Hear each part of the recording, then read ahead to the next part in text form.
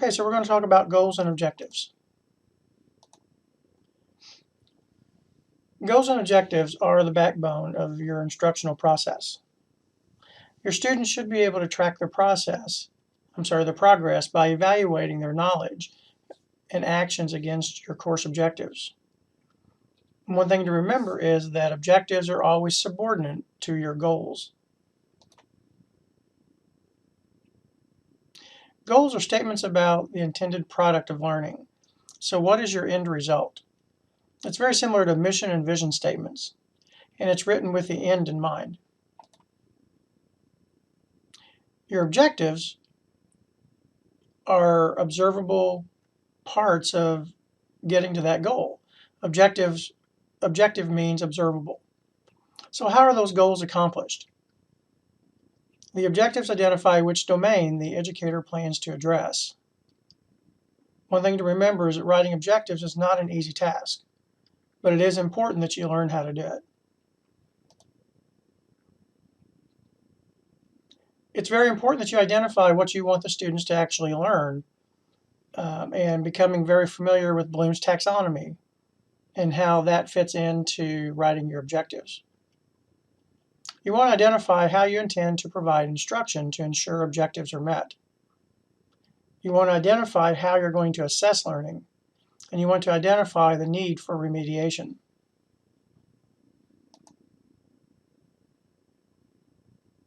So let's talk about critical thinking for a little bit.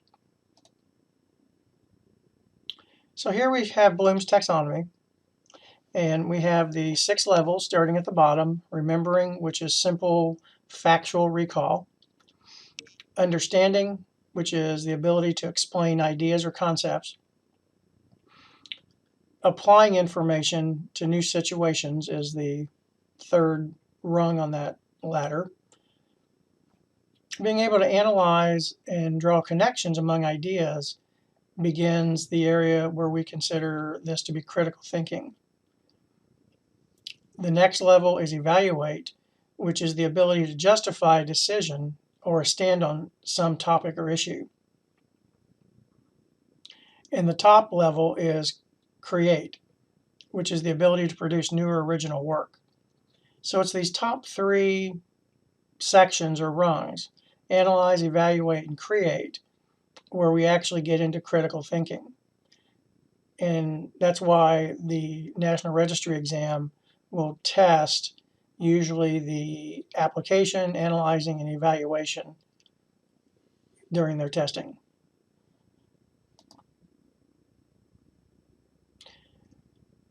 There's many different ways to write objectives. One thing that's very important is they must be specific and measurable. So each objective must be very specific, and you must be able to measure that in some assessment format. 2 common methods are ABCD or CABD. These two methods contain the common elements of your audience or the student, the behavior or the expected outcome that you want after the learning event, the condition, which is any circumstance that influences the performance, and the degree, which is the standard of accuracy required for acceptable performance. So let's go back and look at each of these individually.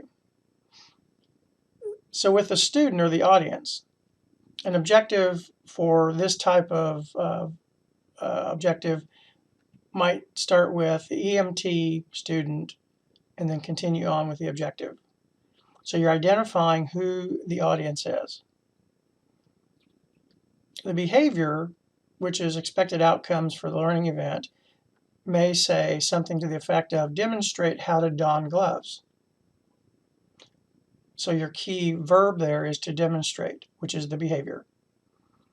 The condition, or any circumstance that influences the performance, might say, given a table of assorted splinting equipment, for example, being able to splint a long bone fracture. So the condition is that the student must be able to pick out the appropriate splint. If you had, for example, a long bone fracture of the radius, you might have an assorted stack of equipment such as a SAM splint, a wire ladder splint, a board splint, a traction splint, and it would be necessary for the student to pick which one would be appropriate. And of those choices, several would be appropriate, but obviously the traction splint would not be. And then the degree, which is the standard of accuracy required for acceptable performance. So usually you do not want to set standards at 100%. That means every time that they would have to do it, they would have to get it correct in order to pass. But you do want to have an acceptable standard where you have at least minimal competency. So for example, you might say the EMT student, given the table of assorted splinting equipment, would be able to splint a radial fracture to 80% accuracy, for example.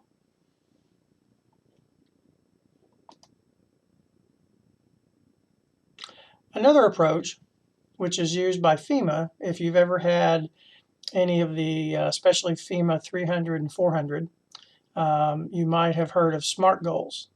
SMART goals simply is a mnemonic, S-M-A-R-T, which stands for S is specific, so your goal is direct, detailed, and meaningful. M is measurable. Your goal is quantifiable to track progress or success. A, your goal is attainable and it is realistic and you have the tools and or resources to attain it. R would be relevant. Your goal aligns with your mission. T would be time-based. Your goal has a deadline. So these are SMART goals, and as I said, you'll find these used with a variety of FEMA courses. So this is a sample chart of Bloom's taxonomy, action, verbs, and activities. So you can see along the blue line, you have the 6 levels of Bloom's taxonomy. You have remember, understand, apply, analyze, evaluate, and create. Below the line, you have verbs that describe that level of Bloom's and things you might, verbs you might use to write your objectives with. For example, the first one there under remember is define. With understand, it says restate or summarize. Apply is choose or dramatize or explain, and so on. Above the line, you have a variety of activities that would be appropriate for that type of level of Bloom's taxonomy. So you can see under remember, simply lecture, visuals, video, or illustrations may give you this remember type of this low level of Bloom's taxonomy. As you move to understand, you need to be able to ask questions. You need to be able to have discussion, maybe some testing or assessments, and maybe some presentations. With applying, this would be demonstrations, projects, or sketches or simulations. Analyzing would be problem solving, exercises, case studies, discussions. Evaluating may be projects, case studies, simulations, appraisals, critiques, or debates. And creating would be developing plans, creating exercises, projects, and various constructs. So, and these are not an all-inclusive list, but it does give you a good example. So when you're making assessments based on your goals and objectives, the level of Bloom's you want to test will determine the method of the testing. Assessments can be formative or summative. Some examples are level 1, which is remembering, might be fill in the blank, short answer, multiple choice. Level 2, or understanding, might be short answer or multiple choice. Level 3, applying, may be a vignette or short answer quiz. Level 4, analyze, may be a short answer exam. And level 5, evaluate, may be group work. An evaluation of level 6 may be, for example, a term paper. So let me back up for a moment and go back to looking at 2 different forms of assessment, formative and summative. Formative assessments are informal. They may be taken in the form of discussion. They may simply be asking questions of the class. They may be quizzes at the beginning of the class on subject matter that you're going to talk about, so that you can see what their understanding would be before class starts. Some of the more canned classes may have a pretest before the course begins, and this would be a form of formative test. A summative assessment would be a more formal test. Typically it's written, and it would be such as your end of chapter tests or end of module tests or your final exam.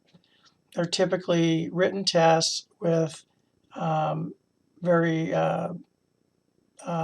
specific pass, fail, or grading type criteria.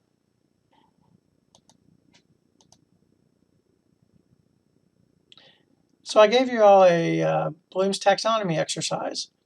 So that is your homework for the day, and you can bring that to the next class, and we will go through that in class.